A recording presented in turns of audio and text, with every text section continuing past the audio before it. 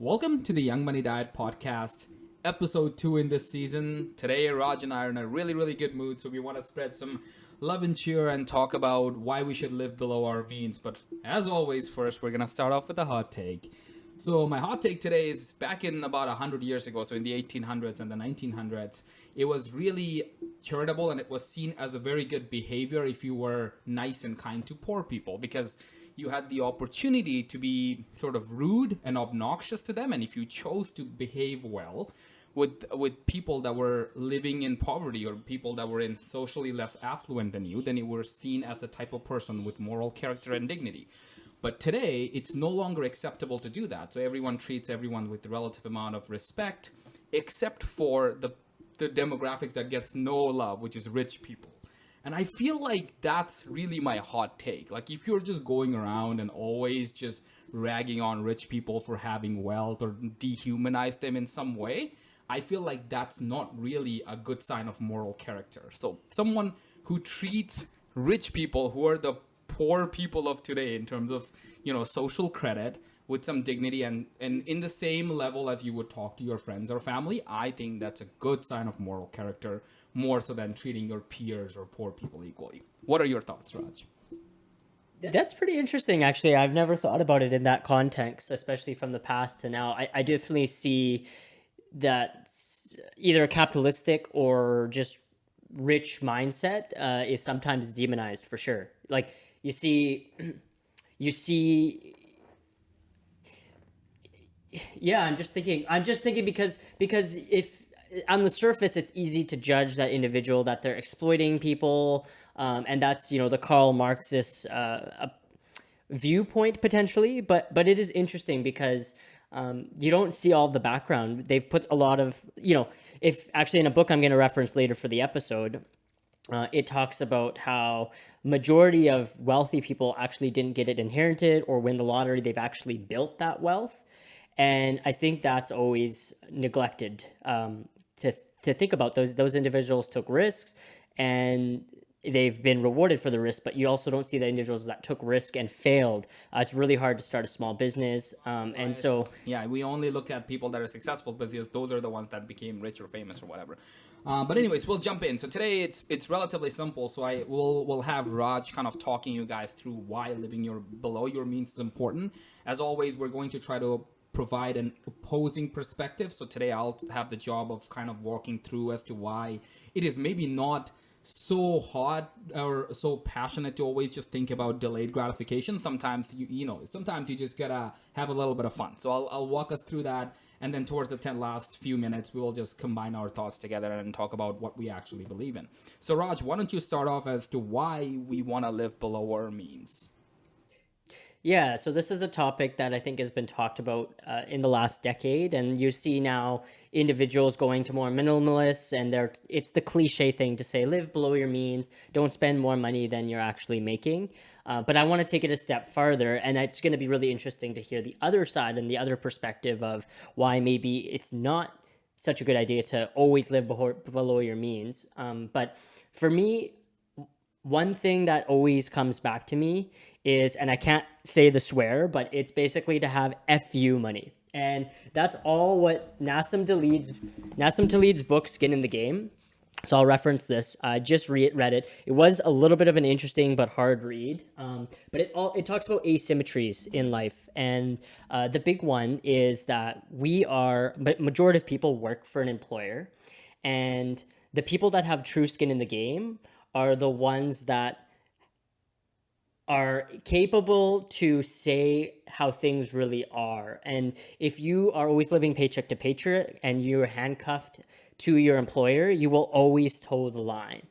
And so a big proponent of living below your means, we can talk about the investment and some of the diversification and some of the practical areas, but just looking on the surface is, if you have FU money, you will do what suits your best interest or the collective best interest, or what makes the most sense from an ethical standpoint as well. Whereas if you don't have that capability, you're always living paycheck to paycheck, you're going to be at the mercy of your employer. You're always going to be trying to keep your reputation. You're going to be trying to toe the line, and maybe you're making decisions that are not in the best favor for the collective or an ethical dilemma, but just to impress your superiors or to move forward in the corporatization. So that's one thing. If you live below your means and you can, financially independent, retire early is a big movement to saving as much money as you can so you don't have to work.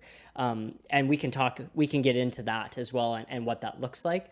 But just on the surface, if you've got enough money and you're not too worried, if you've got other income streams and you've built up a good asset base, you are willing to take risks and you're willing to take a stand, whether that's not just work, but in general, you're willing to take a stand and do what's right or do what's best in your own interest. So you can be a little bit more selfish. Right. Yeah, that makes sense. So in some ways, you're trying to say like, look, if we were not fearful of how we're going to earn our money, we could always be honest without having a filter, without having to think about the repercussions that other people will see and that will affect our job or X or Y or Z.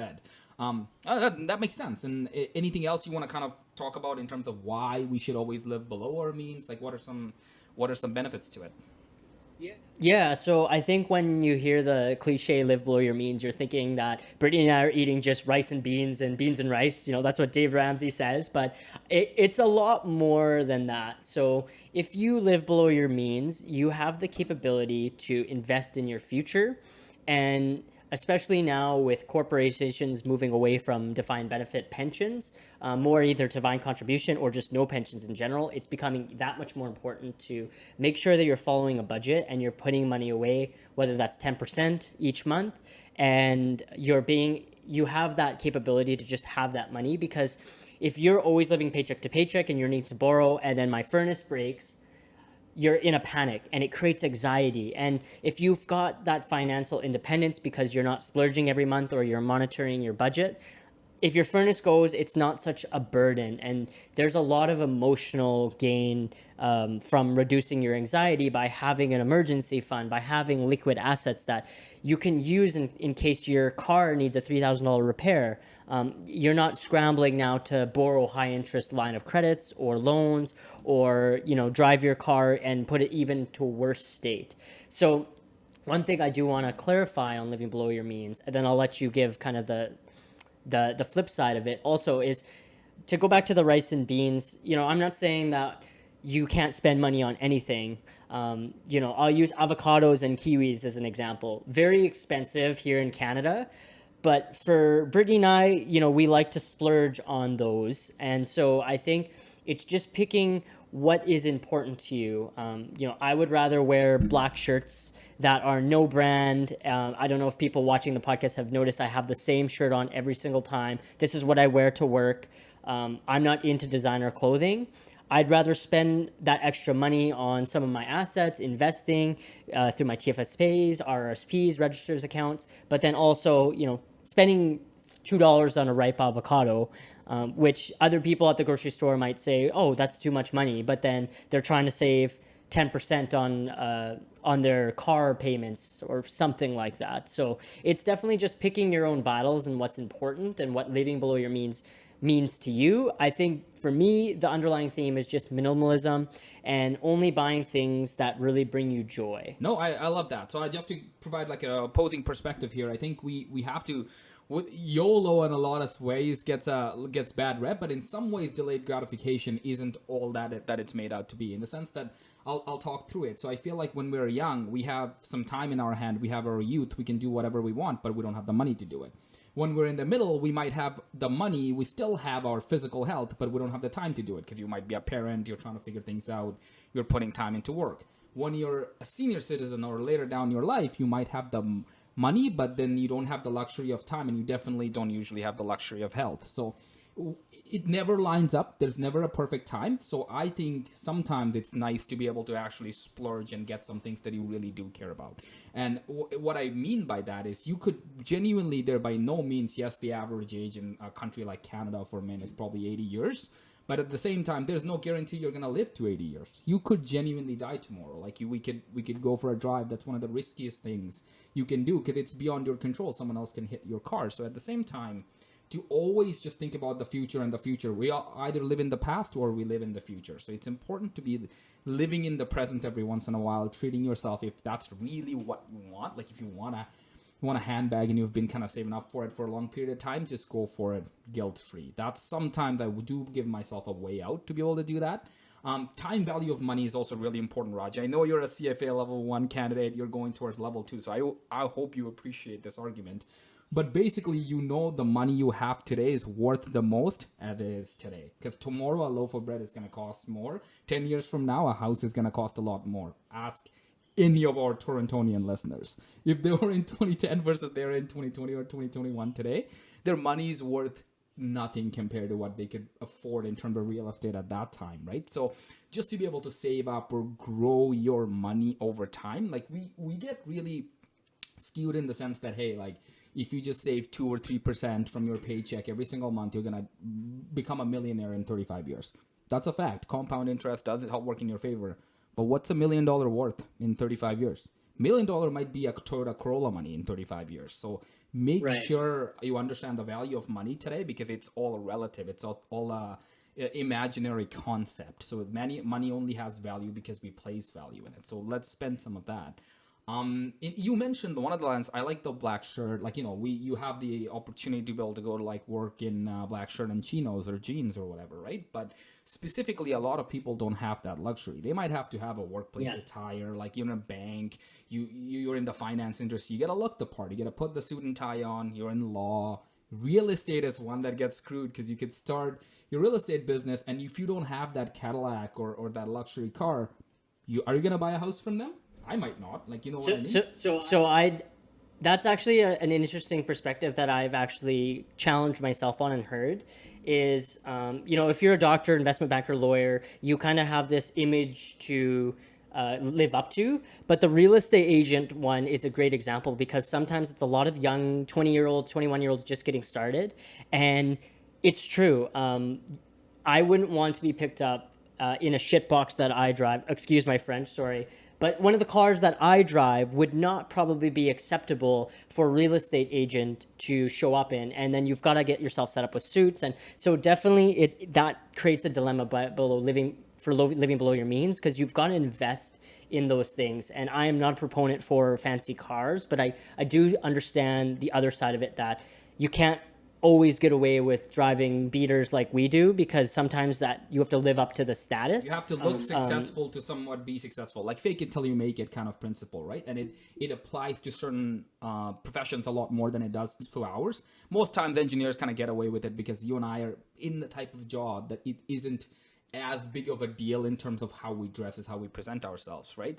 And a couple of, like, one other thing I really want to mention too is it's kind of, the philosophy is rooted in stoicism. Like you really only can worry about things that are within your control, right? So for example, let's say you do everything correctly. You save up, you pay yourself first, you're investing in your future, but there is nothing that says that there couldn't be a situation like what happened in Greece or even in Spain between 2010 and 2012, where their unemployment rate was 40%, 40, not 14. So if that kind of inflation hits you, all of a sudden your money becomes worthless. Like in the World War II, I think there was a portion of time in Germany when they were burning money for creating fire, because that's literally how little it was worth, right? They couldn't do anything with their bills. So what I'm trying to say is there is something to be said about not just only worrying about the future. Yes, that's something we all have to do. We get that.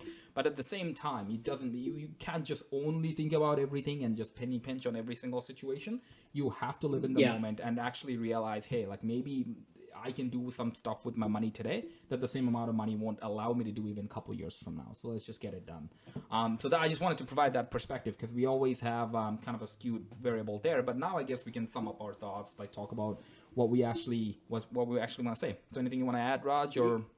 Yeah, so we'll transition into some of the practical senses. So I think Wasif, I mean, you've argued the other side, and there's definitely lots of merit towards it. And it's definitely, there's no clear-cut answer. There's no cookie cutter where it says you should only save every penny you make and invest. There needs to be a balance between living below your means, being a minimalist, but then also, rewarding yourself, buying things, money, like you mentioned with money now versus later. Money now has the most utility because exactly, I know what my $5 can buy me right now. I don't know what this $5 is going to be able to buy me in a year from now or 2 years from now. So I can guaranteed get a dozen eggs and a loaf of bread right now, but in 5 years, the utility has decreased. Or a loaf of bread, not both, for $5, right? Yeah, 100%. So I wanted to provide some practical examples you jump into, Raj, when you can think of in terms of how you and I live below our means. I think that's important. We mentioned cars, so always, okay, we are very vocal opponents of taking on car payments.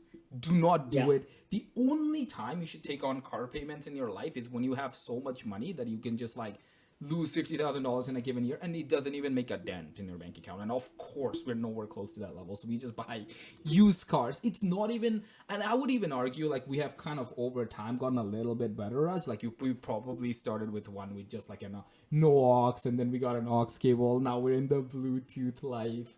So basically, next one's Yes. gonna have like a CarPlay or whatever. So treat yourself a little bit and upgrade every time, but you don't have to just go crazy. So that's one example. But and exactly to the car points, because I remember when I was 16, 17, 18, we're buying our used cars, and I look back to those cars and I thought, holy, those were just rust buckets. But yes, my standards have increased because I'm looking for a little bit more reliability, but that's a lame excuse. I always hear people say, oh, I want to buy a brand new car. I don't want to deal with the reliability issues. But I've also adjusted for how my lifestyle has increased. My income has increased. I'm graduated now. I'm almost a professional engineer, and so yes, it might look like I'm spending more money, but I'm really just slowly adapting. I'm not going to lie, everybody wants to drive an Audi S5, or people want to drive nice cars, and I'm not saying that if you drive a nice car that's not a good thing. I mean, I would love to drive a Tesla. That's my dream, and maybe one day, but just right now it's not a priority for me, especially working from home, not even using the vehicles. So another practical strategy I have for living below my means is, and you hear this all the time too, is pay yourself first. And what that means is put your money, because you'll get paid a certain amount. So let's just make it easy math. Let's say you get $2,000 after taxes from your employer. You can automatically allocate that money to different places. So I'm a proponent for having a couple different bank accounts, because then it's detached. So you have your main funnel where your 2 grand comes in, and then you could pull, let's say, okay, I'm saving up for something I want to splurge on. Let's say I want to go on vacation and I want to go to Mexico. Okay, that's $1,000. You can put $200 a month automatically allocated to a different account. And then in 5 paychecks or 5 months, you're going to have your goal. And that's an easy way to adjust yourself to getting used to that lower budget, because when that 2 grand comes in, all of a sudden it only looks like 1,800 to you, because that 200 is still yours, but it's gone somewhere else. And so once you've got everything allocated, so your main expenses, food, utilities, rent, mortgage, etc., take that off, because that'll already be automatic. And let's say you had $700 left. Actually, let's say you had $500 left. Okay, so $1,500 for all of your basic needs. You can now use that $500 for whatever you'd like, but it's better if you move that $200 over, then it only looks like you have 300. So if you're a spender, at least you'll only spend 300, and you're still paying yourself and saving something that's detached that you're not looking at all of the time, thinking you should spend it. And I'm gonna do one big one, and then we'll do a whole bunch of rapid fires just to give people some ideas, and we'll close off the episode. So a big one for me is groceries, because everybody has to buy it. Everyone has to spend a certain amount of time. So a couple of practical things that I've tried, you have tried as well, is always go in with a list. Do not go in the hope of window shop. Number one, it takes a ridiculous amount of time. If you, in sometimes we don't value our time, Raj, which seems like it falls through the cracks. But if you're taking 2-3 hours to do your grocery shop, it's taking too long. So just go in, have a clear cut list of 20-30 items, and you can have some flexibility for produce or something like that, of course. But then you and go to the same store every single time, so you know exactly where things are. You're gonna go there, you're gonna pick whatever you need to pick up. 45 minutes to an hour, you're in and out. Like, that's really what I'm looking for. A couple of really, I guess, like a pro tip or a life hack I can think of is, now in Canada and in North America in general, we have the ability to to be able to do grocery pickups. So what it allows us to do is we don't have to waste time anymore. And this is something that has happened to me 3 times. So I encourage people to try it because it could happen to you as well. If your items are above 25 to 30, what ends up happening is 2 to 3 items, Raj, they can never find. So let's say you want like a grass-fed butter. They can't find the brand you're looking for, but they have to give you an alternate. Whenever they do that, like at certain points, they give you some credits for your inconvenience. So to speak, you're going to get like a $15 credit for not being able to find like 2 items that weren't on your list. And even if you're paying $5 for a pickup, which is what it is in Superstore, you're $10 ahead anyways. You've spent no time. You have not overspent on anything because you couldn't even window shop on a website.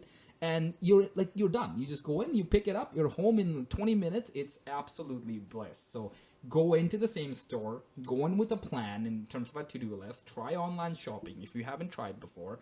And then the last one I could sort of recommend along those lines is just to simply see like whatever combination of that works. Like go on a weekday more so than on a weekend, because weekend just takes longer. Things aren't as good over there because there's too many people competing for the same product, and at the same time your grocery, hopefully like the checkout lines are longer as well. So a couple of really quick fire ones I'm going to mention, you can jump on after. So yeah, definitely don't use food delivery services. Terrible idea. Call the restaurant. Yeah, you beat me to it. So I was gonna, you're still my thunder. So Skip the Dishes, Uber, great companies. I'm not, advocating against them, but I know people that spend a lot of money on takeout. And so from a health perspective and a financial perspective, try to challenge yourself to delete those apps for 2 weeks and learn how to cook, learn some skills there. Another one I fall trapped to, and you mentioned the grocery stores, is if you are finding you're overspending at the grocery stores or anywhere, try for a month to do the Dave Ramsey envelope. And so if you get paid $2,000, pull it all out in cash and allocate it into envelopes for your budget. So if you only budget $300 for groceries or food, you're much less likely to go spend $30 at a restaurant if it's the beginning of the month, because you need to really be strategic on how you want to spend that $300. And if you find that you're pulling money from other brackets, then you can readjust as you go along, but you're less likely to spend as much money because there's that pain receptor when you're actually exchanging physical money versus just swiping a card and you don't know how much you're spending. So that's another good strategy. And then last thing, sorry. So last thing I want to mention is just Instagram versus reality. Everybody's got their own circumstances, their own income, their own values, and don't compare yourself to other individuals your age or your friends, or because you don't know how they got to where they're at, and you can't judge a book by its cover. So one last book I'll mention is The Millionaire Next Door, and this is a great resource to talk about the statistics of what millionaires look like. I mentioned earlier, a lot of millionaires didn't inherit or didn't win the lottery, and they built their own wealth. And so there's some good strategy in here. And the main theme is live below your means. So don't always judge a book by its cover is what I'm trying to say. 100%. And I just got a couple of really, really quick ones. The one that's personally piling up for me is subscriptions. We have too many. I have Amazon Prime, Spotify, Crave, Netflix, a whole bunch of them, right? So just like look for the ones that you actually use, cancel the rest of them. That's number one, because that's reoccurring and it doesn't even hit you when that money is leaving your account. Most people don't know. Second one, shop around for common things like car insurance. Don't just go to your bank because that's the first one. Do the work once and it pays dividends for the next 5 years, because you're not going to buy a car in the next 5 years, right? So shop around for products like home insurance. Look for the banking that makes sense for your situation. For some people that could be Tangerines, for some people it's major banks, but whatever your situation is, spending a little bit of time doing these kind of things pay dividends over time. So that's all we wanted to talk about today. I don't have anything else, Raj. So thank you for joining, thank you for listening as always, and remember to stay hungry and stay humble. Bye-bye.